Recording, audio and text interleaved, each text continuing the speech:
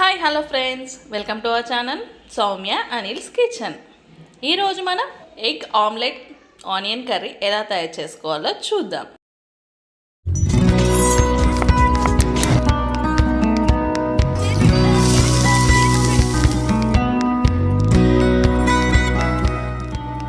ముందుగా కావాల్సిన ఇంగ్రీడియంట్స్ ఏంటో చూద్దాం. పుదీనా, చిల్లీస్, అల్లం వెల్లుల్లి పేస్ట్, కొత్తిమీర, ఆయిల్, సాల్ట్, ధనియా పౌడర్, 1 కప్ ఆనియన్, పసుపు, కరివేపాకు, కారం, 2 గుడ్లు, పోపు దినుసులు. ఇప్పుడు ఎలా తయారు చేసుకోవాలో చూద్దాం. ముందుగా ఒక బౌల్లో ఎగ్స్ని యాడ్ చేసుకుందాం.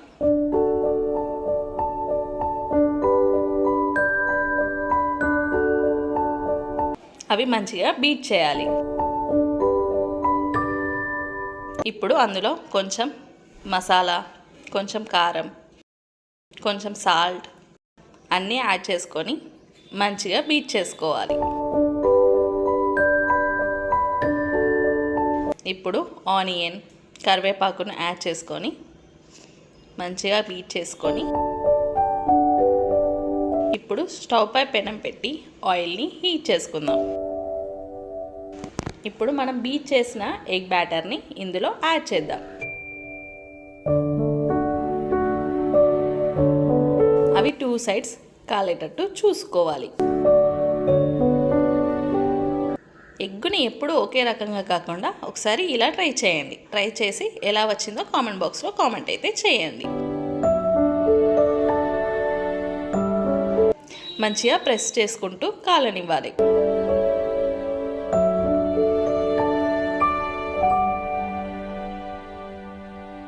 ఇప్పుడు దాన్ని సపరేట్ ప్లేట్లోకి తీసుకుందాం.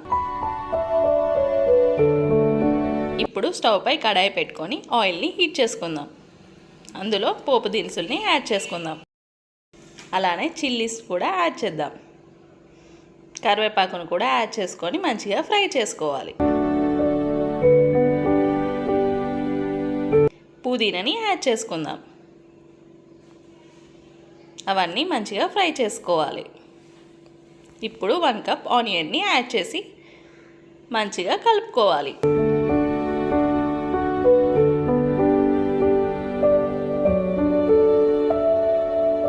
అందులో పసుపుని యాడ్ చేసుకుందాం. అలానే సాల్ట్ని కూడా యాడ్ చేసి మంచిగా కలుపుకోవాలి.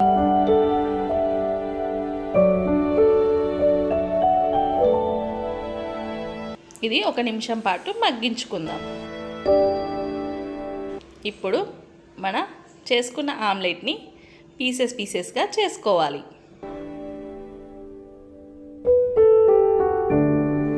ఇది మంచిగా మగ్గింది.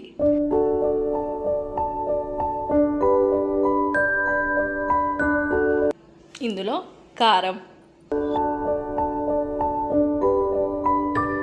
ధనియా పౌడర్ యాడ్ చేసి మంచిగా కలుపుకుందాం. అలానే అల్లం వెల్లుల్లి పేస్ట్ని కూడా యాడ్ చేసుకుందాం. అన్నీ మంచిగా ఫ్రై చేసుకోవాలి. ఇప్పుడు మనం పీసెస్ చేసిన ఆమ్లెట్ని ఇందులో యాడ్ చేసుకొని కలుపుకొని ఒక 2 మినిట్స్ పాటు మంచిగా ఫ్రై చేసుకోవాలి.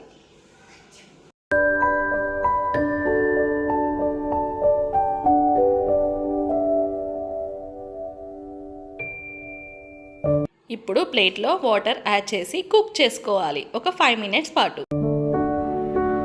అలా అయితే గంజు అడగంటదు. ఆమ్లెట్ లోపలికి కూడా కారం, ఉప్పు అన్నీ మంచిగా కుక్ అవుతాయి. ఇప్పుడు కొత్తిమీరని యాడ్ చేసుకొని ఒక 2 మినిట్స్ కుక్ చేసుకుందాం.